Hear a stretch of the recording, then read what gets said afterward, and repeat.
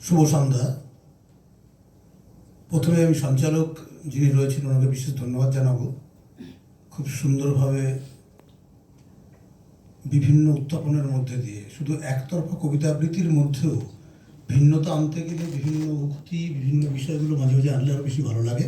এবং আজকে এই বাংলা সাহিত্য একাডেমির যে উৎসব, এখানে আসতে পেরে নিজেকে ধন্য মনে করছি।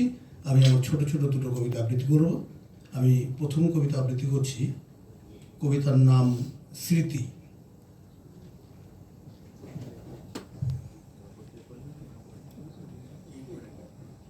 রাতের নিস্তব্ধতা ভেঙে যায় ঝিঝি পোকার ডাকে, কংক্রিটের কোলাহলে কেই বা মনে রাখে।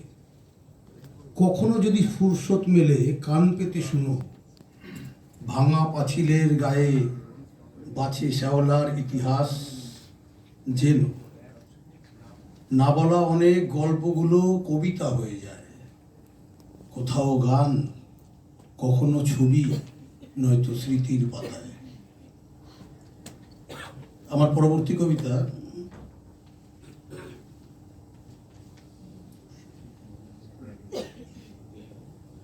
পরকাল। হতাশা আমায় গ্রাস করেনি, সময় ফেলেছি গিলে। কালের স্রোতে ভাসিয়ে ভেলা চলছি হেলে তুলে। কবিতারা আজ ঘুমিয়ে পড়েছে, কবিরা যাচ্ছে মরে।